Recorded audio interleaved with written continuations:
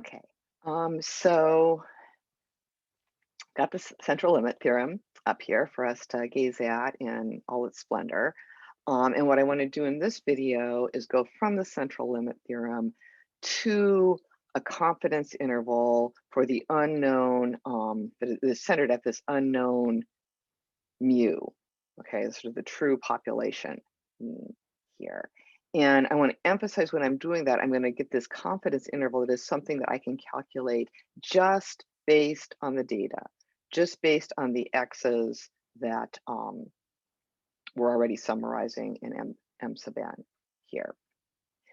That's how we're going to be able to take our data and come up with the probabilities of observing that data and use that to evaluate, well, is the probability that we got this data consistent with our hypotheses about mu? That's the overall task here. So what I want to be doing, just to kind of keep things simple, I'm going to kind of assume that we're in the range of n where we've got enough data that we can be thinking that the normal shape for the sample mean is that it's going to have that its PDF is going to have that shape there. And actually, the first thing I want to start with, a kind of a springboard for this, is something we've talked about a couple of other times in the class, is this fact that any kind of normal random variable will fall within 2 standard deviations of its mean value 95% of the time. I think I first introduced that when we first talked about standard deviation as a way of kind of understanding what standard deviations are. That if you have something that you can plausibly think of as normal and you know you're given a mean and a standard deviation, you can, make that concrete in your mind by thinking, okay, well, 95% of the time, that random variable is either going to be within +2 standard deviations of that expected value or -2 standard deviations there. And what that means in terms of pictures, if we kind of draw our nice normal curve here, and we're going to think about this as a standard normal. Okay, so this is phi of z, the PDF of the standard normal, but the shape is the same for any normal random variable. The fact that it's a standard normal just means that it is centered here at 0 and that each standard deviation is equal to 1. Okay, and the numbers behind that rule of thumb about 2 standard deviations from the mean, that comes from the fact that if we want to find the interval that will have 95% probability of occurring, okay, so I'm going to shade this interval blue here. And so centered at the expected value, and this whole blue area, what we're asking here is, if I want that to be 95%, what boundaries do I need here? Okay, well, we find those boundaries by just sort of asking ourselves what values for z have, write it out here. First, a probability that z is less than this amount of 0.025 here, and a probability that z is greater than that amount is also 0.025. The number is 1.96. Okay? The probability that z, that standard normal random variable that has a mean of 0 and standard deviation of 1, the probability that it falls between negative 1.96, then put a negative sign in there, and 1.96 is 95%. Okay, and we find that just by in the tables, the easiest thing to look up would be what value of z has 0.025 below it, because that same value multiplied by -1 will have 0.025 above it. So these 0.025 range. Oh, let me do that in a different color here. Here, this range and that range. 0.025 plus 0.025 equals 0.5, 1 minus 0.95 there. Okay, so that's the origin of this rule about 2 standard deviations from the mean comes from the fact that 1.96 is pretty close to 2. Okay, right, that's all that's behind that there. Okay, so thinking about that, and yeah, let me just erase some of this particular thing here. You guys will remember what that is. So this fact then here, that the probability that Z is between negative 1.96 and positive 1.96 between is 0.95. Okay, so that is a fact about the standard normal distribution. Okay, we're going to use that fact to go through a process, just do some algebra to derive the formula for a confidence interval centered at this unknown value of mu here, the unknown mean of the distribution from which the individual observations are drawn here. Okay, so let's just kind of start working through that here. What I'm going to do is, okay, I'll do one step here featuring the whole thing. So this thing that I'm drawing the outsides of is true for any standard normal random variable. What is the central limit theorem telling us? It's telling us that the standardized version of the sample mean is a standard normal as long as n is big enough, and we're assuming that n is big enough here.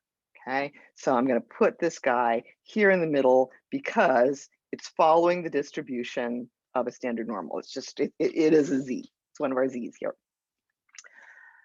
And yeah, so let's just put that in there. So sample mean from the data, the mu that we don't know, the sigma that we don't know, divided by the root n here equals 0.95. Okay, so fine, I haven't really said anything new here, but what I want to do now is I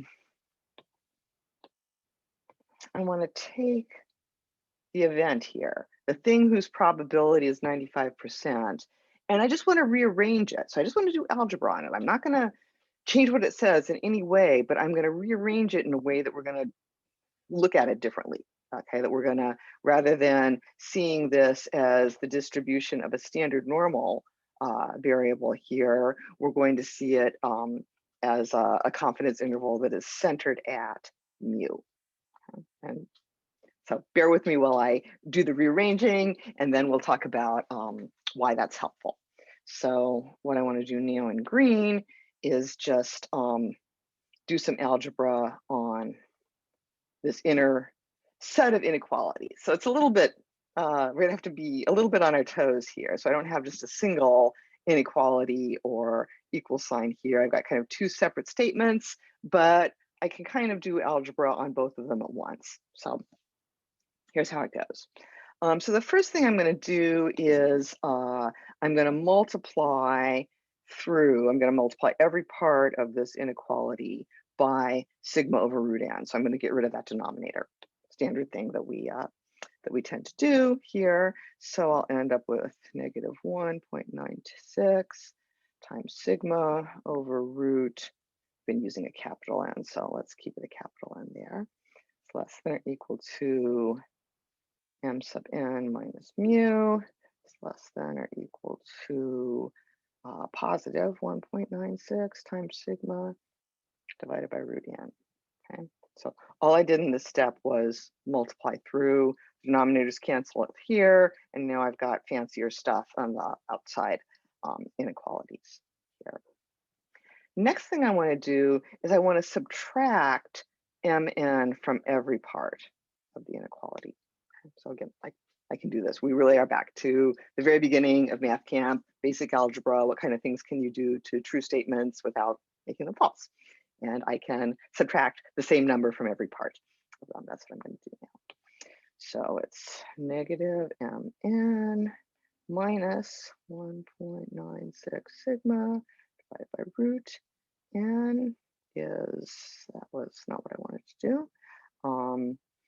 So I've just subtracted mn here, and that is going to be less than negative mu because the mn is subtracted off, and that is going to be less than negative mn plus 1.96 sigma root n.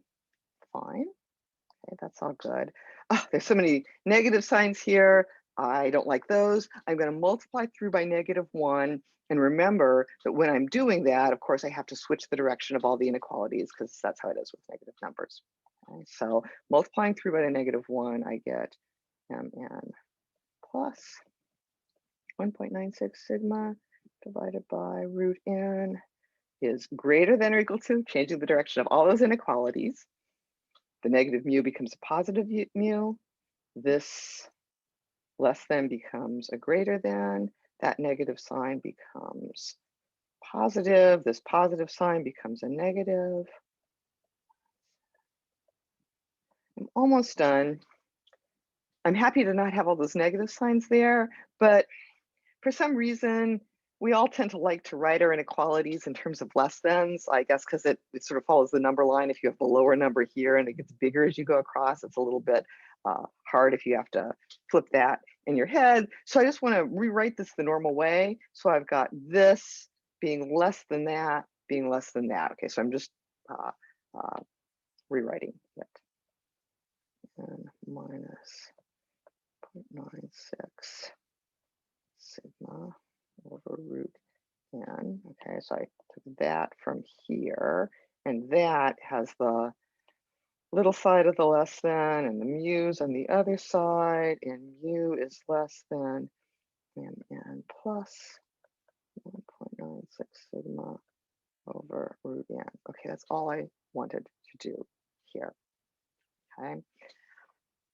That way of writing the event now is defining the same event that has a probability 0.95 of happening, but now we've defined it as something that has mu at the center and these boundaries here, okay? Something that's a certain amount less than the sample mean and a certain amount more than the sample mean. Let me put back what I erased there. This should be a plus 1.96 sigma. Okay. Okay. So now let's come up for air and remember what we were doing here. We started with this statement that was just one step away from the central limit theorem. We basically just put in the values for A and B here that would give us 95% probability of happening. And then all we've been doing is working on the thing whose probability is 0.95. We've been rearranging the statement about that event. Let's take this over to the next page. The rearranged event, still the same event, we're just writing it a different way here. Copy that guy, paste it here. All right, and put back in the other stuff about it. Okay, so what other stuff about it? Well, this is the thing who, as long as n is getting large enough, its probability is 0.95. Okay, and that is a 95% confidence interval. People might sometimes say about mu, centered at mu. That's what I'm going to say, centered at mu. Okay. Okay, so that's pretty cool. There's one more step though to really make this useful. What we want here is we want the boundaries of our confidence interval to be all stuff that we can calculate with data, okay? MN, no problem, that all comes from our data. Sum up the individual observations, divide by N, you've got it. We know what N is, we can take its square root. The problem is we don't know the true value of sigma here, okay? We don't know the true value of sigma squared, just like we don't know the true value of mu. So got to do a little bit of extra work here, but it's not too much. So just sit tight. Okay, so the problem is that sigma squared is unknown. Okay, but in our workshop in lesson 8A, we did derive an unbiased estimator for sigma squared, and we're going to use that right now. Okay, so that's the solution. One part of the solution is use the unbiased estimator. Remind ourselves what that is. We've been calling it S hat. It's 1 over n minus 1. It's the n minus 1 that makes it unbiased. Sum as I goes from 1 to n of x sub I minus mn squared. Okay, so that's awesome. That is an estimator. And just like M itself, it means that we can totally calculate this using our data. We know what the x sub i's are. If we know what the x sub i's are, we know what mn is. So we're going to use the square root of s here for our standard deviation. We're going to use an estimated standard deviation. When we do that, okay,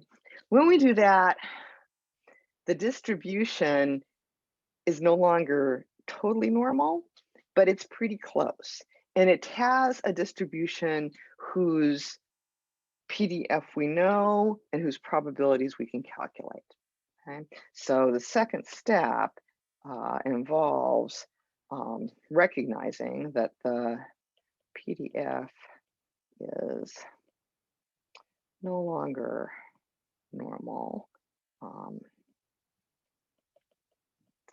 N is small,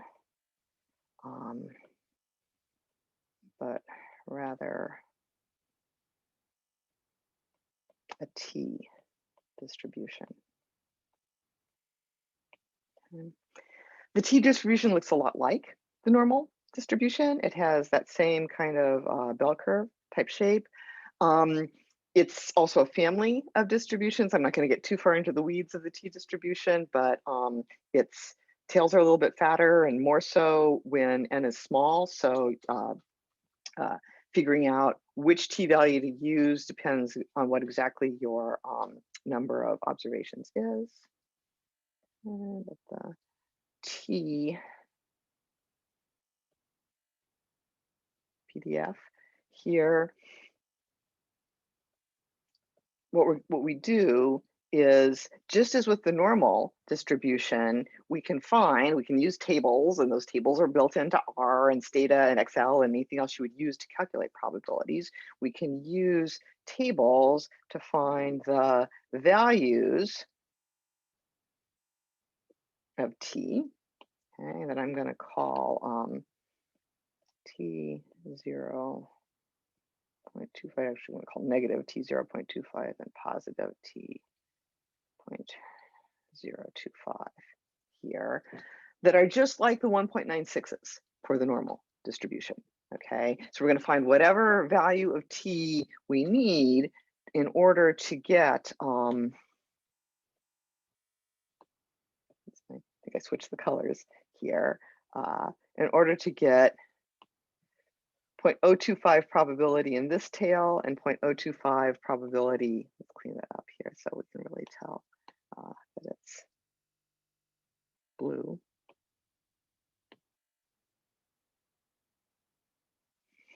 Okay, so we want 0.025 here and 0.025 here, just in terms of the area, which represents the probability, so that we're left with 0.95 probability in the middle. Once your number of observations gets above like 120 or so, these t values are going to be 1.96 anyway. Even when it's a little bit lower, they'll be slightly bigger, but they're still going to be around 2. So that rule of thumb about roughly 2 standard deviations from the mean corresponding to a 95% interval, that applies whether you're using the normal distribution or the t distribution. Okay, so this thing with the t distribution is a little bit fiddly and annoying, but it is hugely valuable because now what we can do is we can write that confidence interval in terms of numbers that we can get from our data. Okay, so let's do that. That's the third step here. Okay. So the probability that sample mean minus t.025 times sigma divided by root n mu is less than mn plus t.025 sigma divided by root n. That whole thing is 0.95. Okay, so that is a formula for a confidence interval, a 95% confidence interval centered at this mu that we don't know, but that we are interested in, but having boundaries, a lower boundary and an upper boundary that we can totally calculate from our data. Okay, so another way of writing the confidence interval, rather than writing it as a probability that mu is between these two things, sometimes we just write it as an interval. So another equivalent way of saying that same thing here is just to say that the interval is the sample mean minus whatever t value is appropriate for our sample size. I totally didn't, I did something wrong in the previous thing that I'm going to fix. I totally undermined the whole point of switching to the t distribution. I don't need sigma here or here. I can use s hat. Okay, so let me fix that right now. Okay. I'll keep the other color here to remind us because this is the really important thing. Root. Okay, so I don't need to know that true standard deviation that corresponds to the individual observations that we're calculating this from. I can use the estimate, the unbiased estimate that I calculate this way. I calculate the unbiased estimate of the variance this way, and then I take its square root. So I have the unbiased estimate of the standard deviation there. And because what I want is the standard deviation, not of an x, but of the mean, I also divide by root n here. And the upper boundary of the confidence interval is the sample mean plus that same amount. Okay, so whatever t statistic is right for the sample size times root s divided by root n. Okay. That's a thing that you give me a spreadsheet with a bunch of X's in it, I can calculate. Okay, I can calculate the MNs, I can calculate the S hats, I know what root N is, whatever package I'm using to do the calculating has a t table built in, and it will figure out what t to use here. And this is my confidence interval. Okay, so the way to think about the most careful way to think about this confidence interval is that, remember, we're in this classical framework where even though mu is the thing we don't know, we're thinking about it as being fixed and deterministic. And even though the data is the stuff that we do know, we're thinking about it being random. So what the confidence interval is representing is this, the probability of observing the data that gives rise to this interval is 0.95. Okay? That's a little bit of a weird part of the whole classical statistic framework. Um, I guess I'll just maybe end with an observation about that. We're gonna, in the next video or two, do example involving calculating a confidence interval for a little empirical question um, that uh, that I hope will be helpful. And I do kind of struggle with talking about like kind of the true mu and stuff like that. It seems pretty weird to me. And I gotta say, and I mean this in a very respectful way, it reminds me of how I felt when I was a kid and I was raised in a pretty traditional Catholic family and had a lot of religious education and learned a lot of pretty wild things, and not just about Jesus and the apostles, about saints through the ages and things that were not only maybe a little hard to believe really happened, but also were extremely complicated. Um, and I, like many academics, ended up skeptical of that whole thing. You can be skeptical of the details, though, and still think that the overall system has a lot to recommend in it. So you could be skeptical about, I was skeptical about some of the details I was told I was supposed to believe about what exactly was going on between me and God and the priest when you go to confession and you talk about your sins and you do penance and you're forgiven. Maybe not buying into all the dogma that supports why you do it that way according to the church, but still think that maybe that whole process is a pretty good way of handling the fact that people screw up and that you got to move on after it.